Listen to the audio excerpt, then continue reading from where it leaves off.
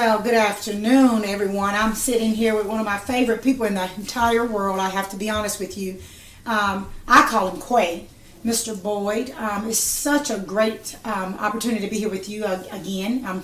We're very familiar with each other. I know your story, but I'm very passionate about your story. I have a lot of love for you and the obstacles that you've overcome. And as you know, we're doing a segment where I'm interviewing people who've made a decision to win, and I'm very intense about saying it's a decision. Winning is a decision. Anytime you win, it's a choice. So when I was deciding to put this show together and put it together, you were one of the people that came to my mind, and I'm so excited to have you. I just want you to start off by allowing the people to know who you are, and we'll get into what you do and all of that. But right now, just anything you want us to know special about you, this is your opportunity to introduce yourself, because I have a feeling that we're going to see a lot of you in years to come. Yeah, my name is Quay Boyd. Well, my real name is Raquazius Boyd. I don't go by that name too well. But from Lafayette, went to Lafayette High School.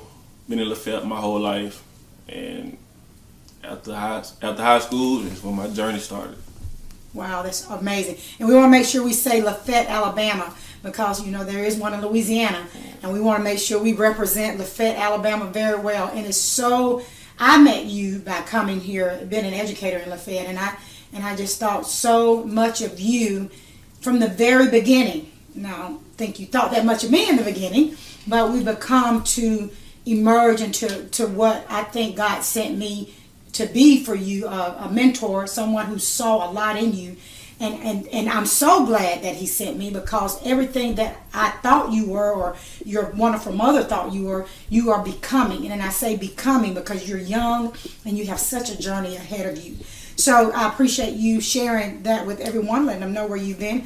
But you say that's where your journey began, is when you graduated high school. But let's back up, because I honestly believe that your journey started way before that. So tell me about some interesting facts about maybe middle school that you would like for people, because the reason why I wanted to interview you, you are a young man, a young African American man who's done great things. But I think we get confused sometimes, or even we give off the false sense of hope that it's easy when you overcome things. And your journey started a long time ago, where you were hearing no, or not good enough, or not quite this. So let's talk about early on in your life. What are some of the challenges that you faced as a child?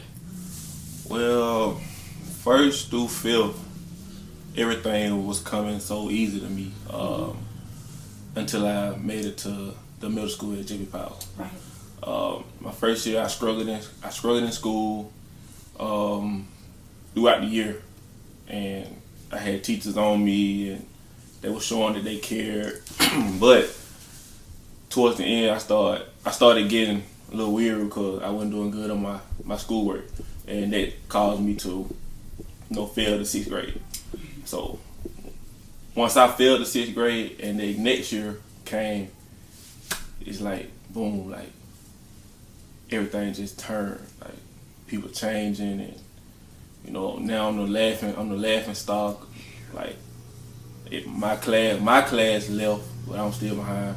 So I had to go from being comfortable with people that I was with, coming into a whole new class that just came from elementary. So now I gotta get familiar with these guys and girls, and and it's just when I started hearing the words you can't, you won't, you'll never be. In the 6th grade. Yeah. So, wow.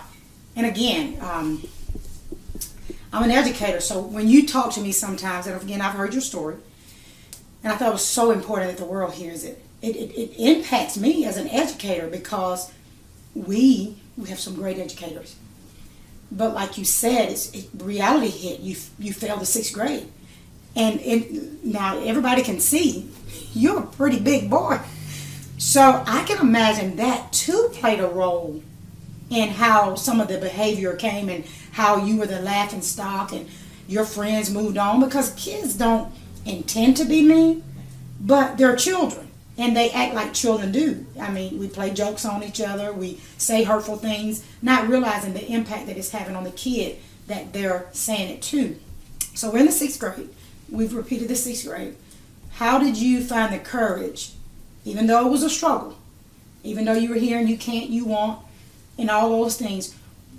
Go back to that kid in the 6th grade. How did he feel? How did he keep going? I met a group of people, and it's like I was older than them, but it's like they took me under their wings. It's like I could be comfortable with who I was, and I could be comfortable with like what happened to me. People that went on to the next grade without me, you know, it was always, oh, how you feel the 6th grade, and you this and you that, but I go back to the people who came to JP Powell, and they was just like, man, we gonna, you know, you us, like you us now, like we 6th grade, so hey, we gonna go from the 6th to the 12th together. And I guess that kind of motivated me, having them by my side when everybody else was against me. So you had some people to embrace you, some children. So you mean to tell me, and I think this is very important for the world to hear, children can either make or break you. Correct. You had a group that was trying to break you, but they didn't realize that you had a group that was coming right behind them that was helping to make you. Correct. So we go through the middle school. We get in the 7th and 8th grade. We start, I'm sure, being very athletic, because that's all. When I met you, that's the first thing I heard about you, is just how athletic you were. So how did that, because in this series that I'm trying to do, what the people will notice, the first group of people I'm interviewing are coaches, ball players, athletes, and because I think athletics play a huge role in some of the winning aspect. Now, it doesn't play the entire role, but we can't discount what athletics do for a child. What did it do for a child like yourself to be a superstar? Coming from the classroom where you felt like a failure, because you're not really on the team in the 6th grade, I'm not sure, but when you get in the 7th grade is when you get on the... So how did that feel? Oh, man, it was an unforgettable moment, because I went from playing everything when I was like younger, 6 and 7 years old, and then me feeling the 6th grade, knowing the 7th grade is when I can start, you know, playing sports. So once I failed, it set me back, and I wasn't like thinking about it, you know. But once I actually, it didn't really hit me until I actually put on a uniform. Like for my first game, I'm a part of something. Ooh. And like nobody can take it away from me, because I went from not doing work to now doing work, and now a part of a team or like a family. Okay, so let me talk about this. With something you just said. I'm a part of something. You said I'm a part of something. That is very powerful, because I was a cheerleader. And no, I didn't play football. And I always say cheerleading to me was a sport because it made me a part of something. And once you become a part of something, you put the uniform on. That was so powerful. I put it on. And what did you do the first game? Well, my first game was probably one of my best I've ever played, like in anything I've ever done, because it's like you so free, and it's like people coming to watch you, you know, and it'd be the same people that were like you wasn't gonna do anything. So then there was me going to I was like, you know, these are the same people that said I wasn't gonna be, or I'm not gonna be, the same one that's coming in watching me. So it's only right if I give like my all in everything I do, and from that day on, it's like whatever I done, I always gave it 100%. And so I appreciate that, because you're absolutely right. The same people that said you didn't measure up were now cheering your name. And like you said, as a kid, you know, as an adult, we have a very cliche, I ain't trying to prove nothing to nobody. But that's not true. As a 6th grader or the 7th grader now, I want to show you what I can do. You said this, but I'm going to show you this. So we go into the middle school. You have some outstanding times there. You get to the high school. You have some phenomenal years there athletically. You were even performing pretty good in the classroom. By the time I met you, you were a senior in high school. Your grades were not the problem. And so I remember coming to the school, and I remember the first day that y'all were walking around meeting the people, and I was getting my classroom together, and a group of you came in, and I don't know which one you asked, but I think I credited it to you. I think someone in the group said, "Are you the new teacher?" I don't know if it was you or somebody, one of the teachers. I said. Okay, yeah, I figured it was you. Yeah. You know, Mr. Talker. And you looked at me and you said, "Hey, are you the new teacher?" And without a pause, the only way I can respond was I here last year? And if I wasn't here last year, then I must be new. And I could see you all's face like, man, she gonna be one of them kind right now. I think you had already sized me up. Would I be accurate in that assessment? Very accurate. And so what was your take on me from that point? Like you said, it was all new to me. So when we got to the school, we were going to see like our previous teachers. Mm-hmm. You know, we going to talk to them. You know, have a good time with them. And it's like we heard a couple students were like, "It's a new teacher." I was like, "Well, what new teacher is?" They said, "She on freshman hall. She on freshman hall." I told it was me and Diamond. You know, we just went. They go see the new teacher, so we went. I was like, "Dang, we got a new math teacher." And I was like, you know, the math one of the classes I was struggling in the most. Right. And I was like, man, so I'm gonna have to learn math all over again. So they would have asked. I said, "You the new teacher then?" You know. You respond with, "Was I here last year?" And I just shook my head. I was like, "Oh man." So you kind of was already in the mode of, she and I just ain't gonna. And so what people need to understand about your grades were good. You were actually, I think, pretty good A, B's. If you had a C, I don't think I recognized it. So you were doing well. You were on the field. You were the quarterback.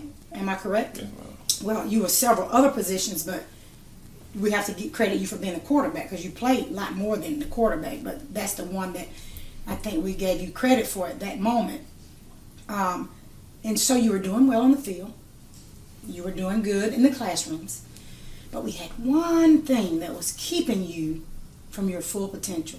And what was that? The graduation exam. That graduation exam.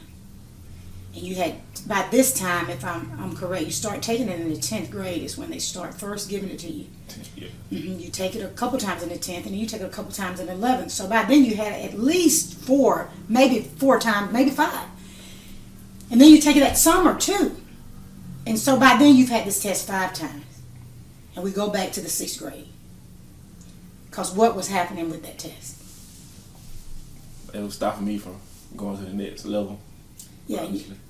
And they put a failure. They either put pass or fail on there, don't they? Yes, ma'am. And you're either going to be a person that passes or you're going to be a failure. And so now I'm not the little 6th grader anymore. People know my name. They shout my name. But they could also see if I'm still taking this test that is something is stopping me from going to the next level. In comes, at the time, Miss Bell, Miss Frankie Bell. You were in my class. We were having some moments. And I came to do, and I don't think you knew this at the time, but that was my specialty. I was the graduation exam proctor or preparer. That's what I did for seniors. But you didn't know me. I didn't know you. I wasn't real concerned about you being a superstar either, I don't think. Because I think a lot of people told me that, and I was like, I don't care. Because I know my only job was what? To make sure you got your student pass. That's correct. And so it was amazing to watch our relationship. And I think our relationship is going to play a big role in the rest of this interview. Because the way you evolved with me is the way you hit those challenges with me. And I don't think I really knew that before now. Is how you faced those challenges once you left me. And so let's talk about that test. What do you think the biggest challenge once you failed it the first time? What happens after that? You take it more seriously, you know, because this standardized test can actually stop you in your tracks if you're not careful. You know, if you don't take it as serious as you should, it's like, well, it's 5 parts of the test. And you go from being 15, 16-year-old to try to study for 5 tests that can actually stop you from going to college or doing what you have to do, you know, to be successful. So the first time I felt it, I quickly thought about the 6th grade. Yeah, I didn't. You've never said that, but how can you not? Yeah, and it was like I'm back at square one. Like now I got a test, not my work. I got a test that I have to take that's stopping me from graduating high school. So I, like you said, you were my teacher, and you know, did things that teachers had never done for me before. And I guess me being the arrogant student I was. Because you were a superstar. Yeah. But that is, and we laugh at that, but let's just be honest. I'm a teacher. Who am I to come in the world of Quay Boy where they're shouting your name? Yeah. You're the quarterback. And who am I to try to size you up? I'm just here for the first time. I don't know you, and I could tell. So what did you go home and tell your mother, your sweet mother? Once I got home, she was like, you meet everybody? Like, yeah, I met everybody. I said, Mom, but it did one teacher. I said, I don't think we're going to get along. And she was like, what? I said, Mom, I don't like her. Like, I don't like her. And she was like, Quay, you never told me. I said, Mom, I don't like this lady. And she was like, well, I'm going to have to see what this is. They're her trying to, protect me. But it wasn't you, it was me. And once she, met you, and she was like, boy, you'll be all right. So let me back up. So you mean to tell me that a mother of a young man could easily see that someone you didn't like was what you needed? Can you imagine how far in education we would be if parents gave us the chance like your mom did? You didn't like me. You didn't pretend. And this is out of love. She knew I didn't care, didn't she? Yeah, she knew. I had one job. What was that? That's to get me past the graduation exam. So was my emotions concerned about a superstar liking me? No, ma'am. What was my concern? Make sure I needed. I got everything I needed. How do you know that? How do you know that I was making sure you got everything you needed? All right, so when we started your class, well, I took your class twice in one semester. So you had to see me twice. So the first class of the day, everybody was in the row. Everybody was in their row, and you had this desk beside you. And everybody else sat down. I was like, I ain't gonna go over there. I was telling them like corner. I said, I'm not finna sit over there with that lady. And you like, come on, Mr. Boy, your chair right here. I was like, man, and like everybody else was. I mean, I ain't gonna say I wasn't having fun because I'm learning the stuff I need to be learning. But I get it. But I see how everybody else was enjoying their time while I'm over here with you. And if I even look up, I'm in trouble. I can't get up, throw no paper away or like anything like that. But I'm seeing them, they can get up, throw that paper away, look up, and bless your heart. You mean teacher wouldn't even let you throw your paper away. And it was at first it was getting frustrated. But as I started learning, I started like, okay, so she really taking her time with me, and she really care about her students, because it ain't like you was teaching and leaving. You was teaching, and if everybody got it, and then one student don't got it, you're not gonna move on. You're gonna keep going, repetition till that last student in our class got it, and that made me know like, okay, well, she really cares for us, and it's only right for me to care about it as much as she do, because at the end of the day, you already got your degree and you trying to get us to where we can get our degree. It's amazing that you said that. Even though you were able to know that assessment, have I ever said those words to you? Oh, no, ma'am. No. And I've heard them said by adults. I got mine. I mean, it was very clear I wouldn't be teaching. And if anybody's watching this and they say those words, they need to understand it doesn't have a good meaning. Kids know you got it. But you're right. I sat you there beside me because I believe you were having enough fun. So I needed to settle you down some. But I also knew that by watching you on Fridays, because I came to your games. I felt that was important to watch you play. I thought that was important to see what kind of athlete you were, and you were a fantastic athlete. And so if I could channel some of that in the classroom, and the only way to be able to see that is to watch you on the field, to watch you be phenomenal, to watch you be like a magician out there on the football field. I was like, if I could just bring some of that magic in the classroom, then, and I remember the breaking point for you and I is one day you were just not happy with me. And I think it was because it wasn't just me. I think you were frustrated because, like you said, the 6th grade. And we had a conversation in the hallway. And we were very honest with one another. I pulled you out in the hallway. And we said some things to each other. And I was very honest with you. And I think you got it. It's not important what we said. But your mama knew pretty much what we said. And she's the only one that matters. But I think at that moment, there was our right or left. Either you were gonna either go this way or that way. At that moment, you had to make a decision, and I think you made the decision.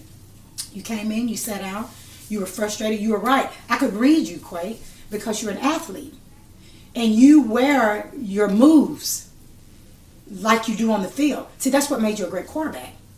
The receivers could read you. Am I correct? In order to be a great quarterback, you got to be able to read people. So I'm not a quarterback, but I could read you. So I didn't have to say, let's slow down, Quay doesn't get it, because I paid attention and I could see that you didn't get it. So instead of embarrassing you, like you said, we stopped the class and say, hey, I don't think everybody has it. So you were able to see that I'm not going to embarrass you, but you knew I was talking about you or anybody else. You weren't the only one that struggled. And you weren't the only one that was important, but you were the only one that I believe at that very moment that it was very important then. Not knowing your story. I'm just telling you what God had shown me, because people were saying he has 3 more tries. And I think I even wrote about it in the book. No, you didn't have another try. That was it for you. Not realizing it was because of the 6th grade. So we're moving forward. We got through. We passed. How did it feel? Once I found out the results were back, it like the whole school just stopped for me. Like the whole school just stopped. I was like thinking to myself, I said, "Is it?" I said, "We either gonna pass it or that's it for me." Like college out the way. And you had 2 more chances, and see, me and you were on the same page and hadn't even had the conversation. I knew it was it for you.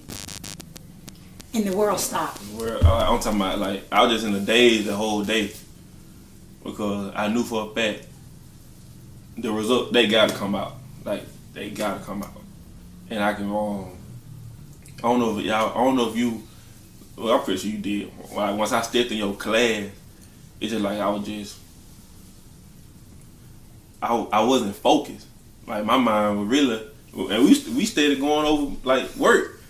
But my mind wasn't on the work. Like, my mind was on the results. I was like, because I knew for a fact, like, this was my last shot, and it could either make or break.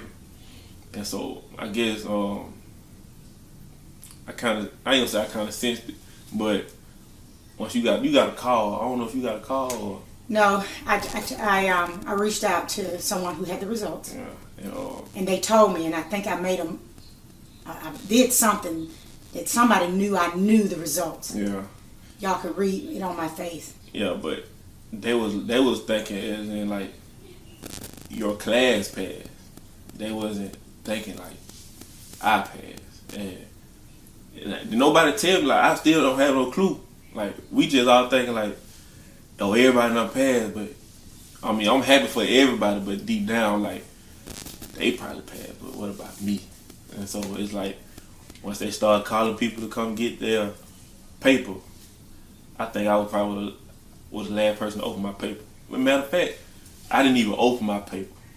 And I think that what makes it so special, because as bad as I wanted to see, my classmates wanted to see. Wow. And I'm trying not to cry because, they do something to me. But Jan Raw, I love her to death. Mm-hmm. I remember. And she was like, "Quay, let me see your paper." And I was like, "Nah, let me open it." And when she opened it, her, Corn, and Diamond just started crying. And they let me know that I wasn't in it alone. Right. It was because they were there for me. And that's all I ever wanted, was to show people that I'm not this dumb jock that everybody label me as, and that I could really do it. And once I seen their reaction, I immediately ran to you and told y'all bad. And it was like one of the best feelings I ever had in my life. So now, Jan Ross, Diamond Pretty Girl Abner, Quan, Whitlow, they were there for you. The same ones that said, we got you. So now maybe we get to see why God slows us down, so we can actually meet up with who he has for us, because they were the ones, that was that 6th grade group that came, am I right? Yeah. So maybe, just maybe, your failure was not a failure at all. It was a pause. Mm-hmm. So God could get you where you needed to be. So I already knew your results. I loved my entire class, but I asked for that one name. I was very confident in the class, and we all had, the whole class passed, but the one kid that I said wasn't going to pass. Yeah. I told one kid he wasn't going to pass because of something he said. It was discipline, and he did not. But the whole entire class, which was just phenomenal, I didn't take any credit for that. I knew why God sent me there. So we got you. You passed with a woman that you hated. And I remember the day that your mom asked me. No, you asked me. You said, we have senior night. Now, I'm from Auburn High School. We have a senior night, but I was a child who my parents never been to a game. And I love my parents, but they just never come. So I've never had anybody do a formal senior night with me. I never had that. So I really didn't know what you were talking about. When you said, can you walk out with me on senior night? And I was like, walk out where? Because I didn't realize what happens before I came to the good old Lafayette High School. And so you said, well, we go out on the field and they recognize the seniors. I said, Quay, what your mama gonna say? And it just took my breath away when you said, she the one told me that. So, and it was just funny that how we build that relationship. Thank you so much for tuning in. Was that not an amazing story of perseverance and how to just get up and take control of your own life? That's exactly what this young man did. And I promise you, if you were able to get through that story and not cry and it didn't pull on your heartstrings, well, I know I couldn't. He is such a wonderful young man who I had the pleasure to teach. Now, his story this is just the first part of 2. And if you think that was awesome, wait until you tune in next time to see the second part of his story. If you are a parent or you are an educator, you need to find every young person you know who think that life is easy, and you need to show him this story or her this story. We're going to show you that winning is not easy, but it is an option. So if you're that person and if you think you have a story, please reach out to us. Go to my website at fnfministries.org. Click on Choose to Win and let us know your story. Tune in next time. We look forward to seeing you. Have a great day.